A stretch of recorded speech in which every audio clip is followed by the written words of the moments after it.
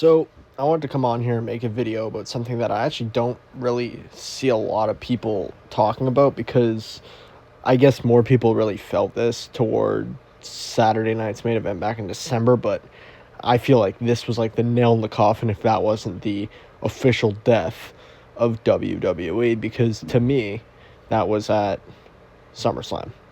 SummerSlam Night 1, to be specific. Obviously, Brock Lesnar losing and handing down the torch and retiring to Obafemi, to me, that's going to be a moment we look back on like a couple years from now, few years, 10 years, however many years. And we're going to look at that moment and we're going to be like, there was a tide shifted here. Whether you like the match or not, whether you like Brock or Oba or not, is kind of irrelevant. It's strictly about the moment itself, because Brock really was like the last real star that you can like book a whole event around, and that'll get people interested. Like, he was the last one left. I know Roman Reigns is like kind of in that sphere, but I don't really fully include him because Raw isn't really doing well with him as champion. I know he doesn't wrestle and he's not there every week, but I mean, let's be honest. I mean, in terms of pure drawing ability, out of every top face that the company's ever had, Roman Reigns is the least impactful one. And maybe that's not even completely his fault. To me, it, at least to an extent, is, because he clearly doesn't take his job as seriously as he did 5 years ago, even though this world title reign is probably overall better than his last one. I would say that like he's just not on the same level as a Lesnar, a Cena, Rock, whoever you want to bring up, Austin, Hogan. You even want to go to the PG era. You want to... actually, no, that's where I'd probably stop. But anyways, because outside of Cena, I guess maybe Orton. But let's look at it now. Like, right now, Randy Orton probably isn't the draw Roman Reigns is. And Randy's still a legend. He's still there. And that's kind of where I want to point to, because obviously there's still legends left. Very little. I think the only official ones being like over 45 would be Randy and Rey Mysterio, if I'm not wrong. But Randy and Rey don't have that Brock Lesnar drawing power. Obviously, I like Randy and Rey, and I like them for their own reasons. I like Randy Orton. He's one of my favorites of all time. Rey Mysterio, obviously, the fact that he's doing what he's doing at his age is fucking insane. Even if he only does wrestle once every couple months, it's still crazy to see him do that at his age.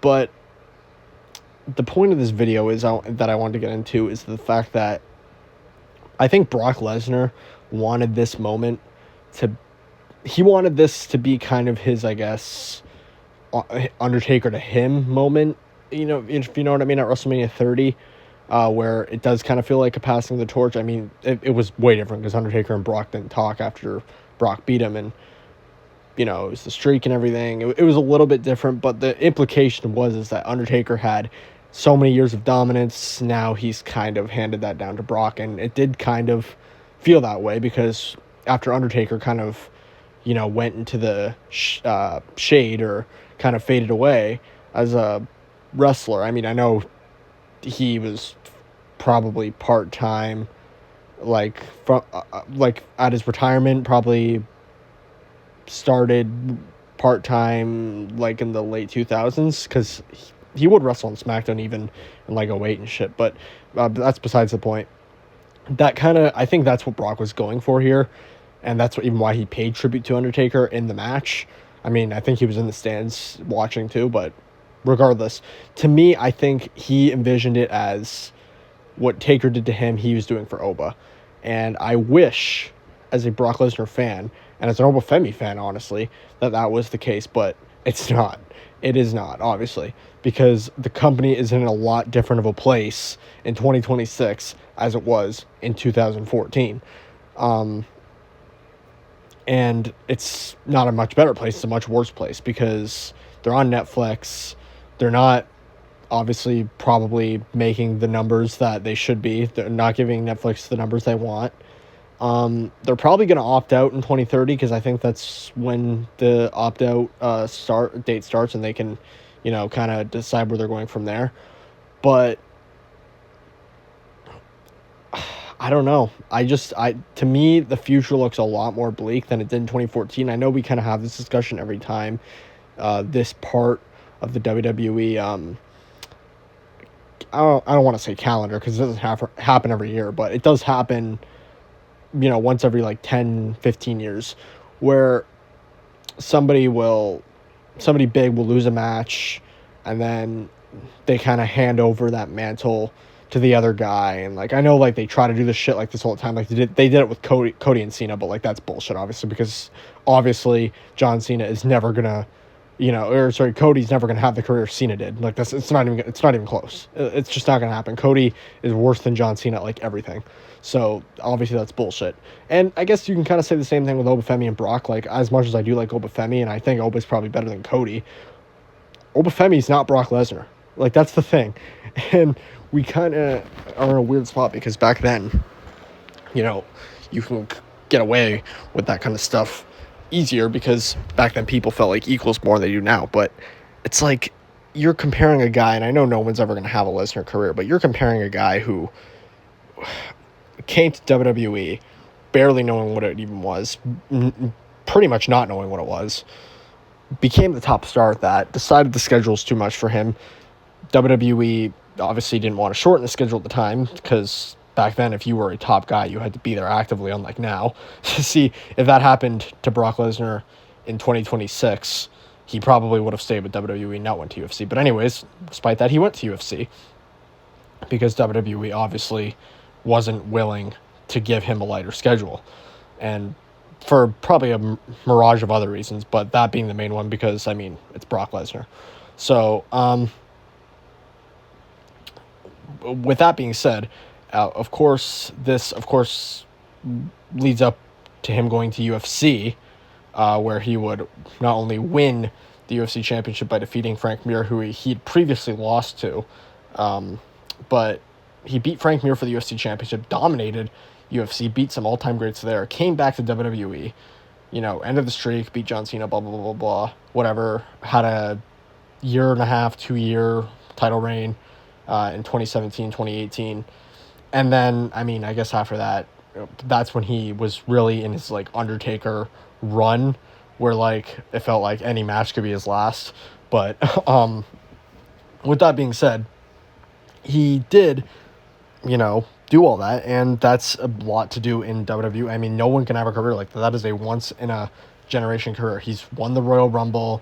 He's won King of the Ring. He's won, like, 10, 11 world titles. It's going to be hard to match, and especially in today's bubble, the fans just don't accept new stars the way they used to. And I'm not trying to excuse WWE for this, for not making new stars, because to me, it's fuck the fans. Do what you have to do. And if it doesn't work out, it doesn't work out, right? But you can't just give up on somebody just because the fans are being fucking retarded about it, right? Like Roman Reigns, like, let's say they give up on Roman Reigns, then you never get the tribal chief. And I know, Roman Reigns isn't like this super special top guy in the way like Austin or Rock was. Like, obviously Roman Reigns has his, limits. He's very limited top guy compared to some of the last ones, right? Like Roman Reigns isn't really that interesting of a promo. He has presence, I'll give him that. He doesn't wrestle a lot at all. Like he's on a light schedule, and maybe it's because of his cancer and something to do with that, but at the same time, it's like, look, if you're going to be the champion, like, I'm expecting more matches than how many matches they're giving me, and now I'm seeing people glaze him for wrestling on Raw. They literally had to announce he's wrestling on Raw a month in advance, and people are, like, glazing him for this. It's fucking ridiculous. But anyways, yeah, so Obafemi is just not going to have Brock Lesnar's career. Like, these aren't words I'm going to eat. Like, it's just not going to happen, right? Like, he's like the 7th or 8th best shot putter in, like, Nigeria or the world or whatever it is. Like, who fucking cares? Like, accomplishment-wise, Brock Lesnar clears Obafemi, clearly. Like, it's not even close. But can you present him to be that monster? I think they can. To me, they've kind of already fucked part of that up, though. Because look at all these matches he had with Lesnar, right? He's no-selling everything, right? He's no selling F5s. He's no selling weapons. He's no selling tombstones on exposed canvases. Like, he's just no selling everything. And, like, that's not how Brock Lesnar was even brought up. And I don't know why Triple H and some of the retards in the back, like, kind of forgot this. This isn't how Brock Lesnar was built as a beast. Brock Lesnar would sell shit. Like, he would barely sell shit sometimes. Sure. He wasn't no selling the way Otis no selling. Like, Brock Lesnar wouldn't no sell, like, finishers, like, 3 times in a row. Like, that's absurd. He would win a lot. He wouldn't lose really any of his matches, and if he did, it was like kind of stupid, like when he would lose to Zach Gowen, like via DQ or something, or whatever, right? That's how Brock Lesnar lost his matches. Like, obviously, you would have the occasional, like, Kurt Angle match he would lose, obviously. He would lose to, like, I don't know, really, that was basically it, like, the 2000s. I guess he lost to Eddie, but that was bullshit. Like, but they were able to do it in a way that made sense, but still made Brock look like a beast. Like, Obafemi, it's like, what is going to beat Obafemi now that we've seen all these matches with Brock? It's like, with Brock, he kicked out of several F5s. And when I mean several, I mean +6 F5s. Kicked out of weapon shots, Hell in a Cell, everything. Kicked out of literally everything. So it's like, when I watch Obafemi versus Seth Rollins, how am I supposed to believe that these two can have a 50-50 match? Because you know it's coming. It's coming. Like, these two are going to have a match. It's going to go on for, like, 30 minutes, and it's going to be equal, and it's going to be retarded. And to be fair, I mean, Seth did have a 50-50 match with Brock when he was literally hurt, by the way, in 2019, which was stupid. But this is kind of the problem with the company now. It's like, they don't really think ahead of time. It's like, oh, you want to make Oba look like this monster? Let's just have him kick out of everything. It's like, sure, that's cool in the moment. But when we have him wrestle someone who's significantly worse than Brock Lesnar, and, you know, we want to have him lose, how are we going to have him lose? Because it's going to take a whole lot more. Like, let's just bring Dominic, for example, right? Let's say Dominic beats Obafemi. It's going to take a whole lot more than a couple Judgment Day shenanigans for Dominic to beat Obafemi. You know what I mean? Like, so we really have to understand that, like, this isn't acceptable booking, and it's not sustainable, because now you've set the bar so high for Obafemi. And let's be honest, we know WWE isn't going to go all in on this shit. It's like Obafemi, he might be a star. It's like they might make something out of him, which I hope they do. But it's like, you know, it's not going to be the way, like, Vince was building any of his guys back then. It's like, look at Braun Breaker, for example, right? Like, Braun Breaker, like, I was watching Unreal, this stupid bullshit. He was supposed to win the Royal Rumble, I believe the year Jey Uso won it, or was it the year Roman Reigns won it? It was the year Roman Reigns won it, so this past year. So he was supposed to win the Royal Rumble. He got hurt, I think, right? It wasn't a serious injury, though. I don't know how serious it was. But regardless, they scrap everything. But their excuse for it is, yeah, he wasn't hurt enough badly not to win the Rumble. Because their excuse was, oh, we didn't give him the Royal Rumble win because, we were scared how the fans would react. It's like, are you fucking serious? It's like this is the last company that should be worrying about something stupid like that. It's like, look at Roman Reigns 2015. I mean, look at the majority of John Cena's run. It's like John Cena was not getting cheered from the whole crowd for, like, 70% of his run. It's like the John Cena cheers where, like, everybody was cheering for him unanimously, like, as a top main event solidified guy, was, like, 2005 and his, like, last 3 years in the company. Like, John Cena was getting 50-50 crowds, like, most of his career. So, I don't know, like, what they want to do with this. It's like, you want to build a star. It's like, you can't always worry about the crowd. And if the crowd is a problem for you, then, I don't know, book around it. You have to find interesting shit for these guys to do. I mean, that's more important than anything, right? It's like, what's Obafemi done after Brock? He's really done nothing. I know they're building this little Braun Breaker feud up, but, I mean, neither of these guys are really in a position where they can lose this shit. And I'd say Braun Breaker's even in more of a position where he can't lose this shit, because, like, let's be honest, it's like, Obafemi, it's one thing. It's like, oh, he loses, and then, he gets his win back probably, because, let's be honest, these guys are probably going to have, like, 3 fucking matches like they always do. But then what? Then Obafemi gets his win back, and what are we really accomplishing from this feud? It's like, we already know the company obviously views Obafemi in a brighter light than Braun Breaker, and if they didn't, before Lesnar, they certainly do now. but they just don't make stars the way they used to. It's like they don't book properly. They don't know what matches are too much or not enough at a time. It's like they give Obafemi King of the Ring, knowing they're gonna have him face Brock at SummerSlam anyways. It's fucking stupid. It's like, in that case, why don't you use the King of the Ring to build up one of your other younger guys like a Trick Williams or a Braun Breaker, right? But they don't do that. So to me, I think this company's cooked regardless of how well Oba or Braun Breaker do. As this is more about Oba, considering Brock's the one Oba put over.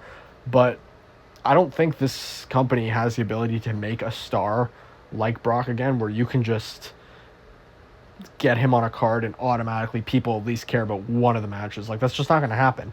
It's like, you're not going to put Obafemi on a card that sucks ass and be like, oh, well, at least I'll watch for Obafemi. Like, you're probably not going to do that.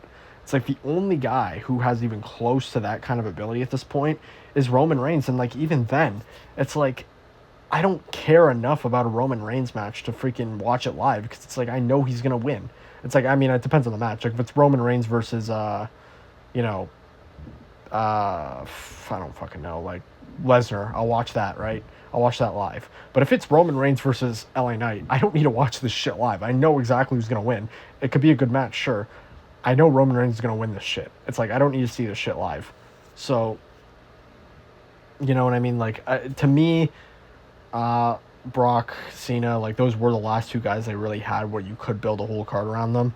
And now that's something that is pretty much officially gone in WWE. I mean, the closest thing you have to it, like I said, is Roman Reigns, but that's basically it. And it's kind of sad to see, something you love watching growing up just dying so slowly and so painfully right in front of your eyes, but it is what it is. With that being said, obviously I made this video kind of different to my first one, because my first one I thought Brock was actually retired and it was done, but I had a feeling he would come back, obviously, for something like this, and he did. So I wanted to change the topic of this video a little bit. So this is more so the future of WWE, and I guess, what really happens now that you don't have a Lesnar or Cena around to give you that big match anymore.